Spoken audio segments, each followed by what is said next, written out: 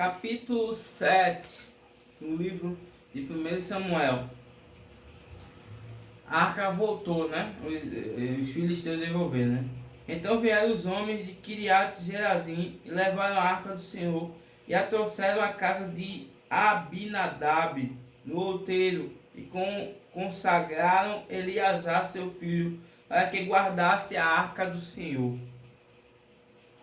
E sucedeu que, desde aquele dia, a arca ficou em Kiriat Jearim. E tantos dias se passaram, que chegaram até 20 anos. E lamentava toda a casa de Israel após o Senhor. Então falou Samuel a toda a casa de Israel, dizendo: se com todo o vosso coração os converterdes ao Senhor, tirai dentre vós os deuses estranhos e os astarotes, e preparai o vosso coração ao Senhor, e servi a Ele só, e vos livrará da mão dos filisteus.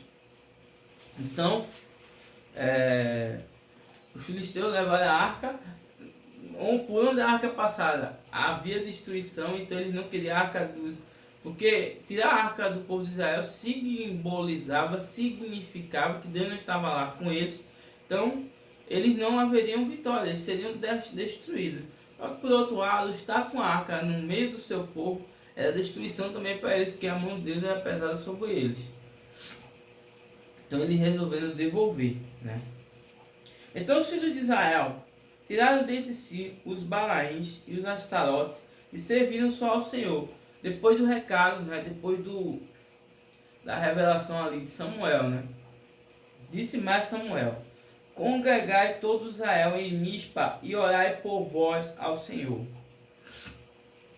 E congregaram-se em Mispa e tiraram água e a derramaram perante o Senhor e jejuaram aquele dia. Disseram ali: pecamos contra o Senhor. E julgava Samuel os filhos de Israel em Mispa.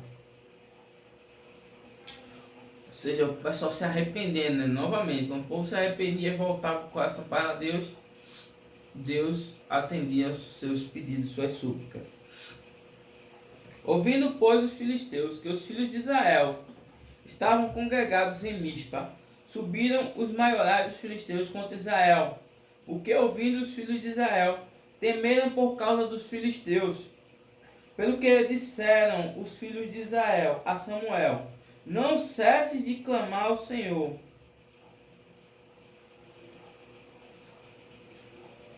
Nosso Deus, por nós, para que nos livre da mão dos filisteus. Ou seja, por favor, Samuel, continue orando, intercedendo por nós, porque os filisteus estão vindo nos atacar. Então tomou Samuel um cordeiro que ainda mamava e sacrificou inteiro em holocausto ao Senhor. E clamou Samuel ao Senhor por Israel, e o Senhor lhe deu ouvidos. E sucedeu que, estando Samuel sacrificando o holocausto, os filisteus chegaram à peleja contra Israel.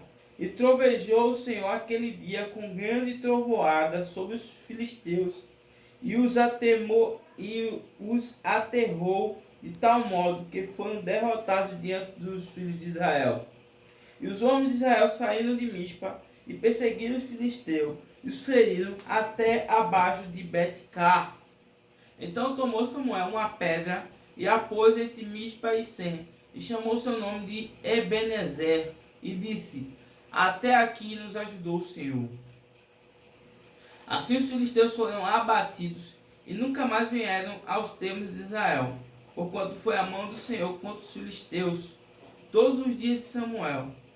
E as cidades que os filisteus tinham tomado a Israel foram restituídas a Israel, desde Ecrom até Gate, e até os seus termos Israel arrebatou na mão dos filisteus, e houve paz entre Israel e os amorreus. E Samuel julgou a Israel todos os dias da sua vida, e ia de ano em ano, e rodeava Betel e a Gilgal e a Mispa, e julgava Israel em todos aqueles lugares. Porém voltava a Ramá, porque estava ali a sua casa, e ali julgava Israel, e edificou ali um altar ao Senhor. Então, essa foi aí a vitória que Deus concedeu ao povo de Israel no momento que Israel se voltou-se para Deus, se arrependeu, e através da vida de Samuel, Deus sempre levantando um homem para conduzir esse povo, né, para trazer de volta para o caminho correto, para o caminho certo, ao conhecimento do Senhor, ao temer a Deus. Então o povo de Israel voltou-se para Deus, e aí Deus se voltou para Israel e permitiu que Israel derrotasse os filisteus.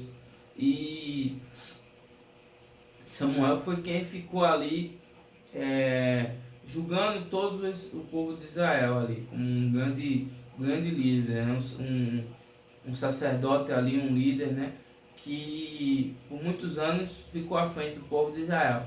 Então ficamos por aqui. Não deixe de dar um dedão no like, de se inscrever no canal e de fazer parte desse projeto de leitura bíblica diária em 2019. Valeu!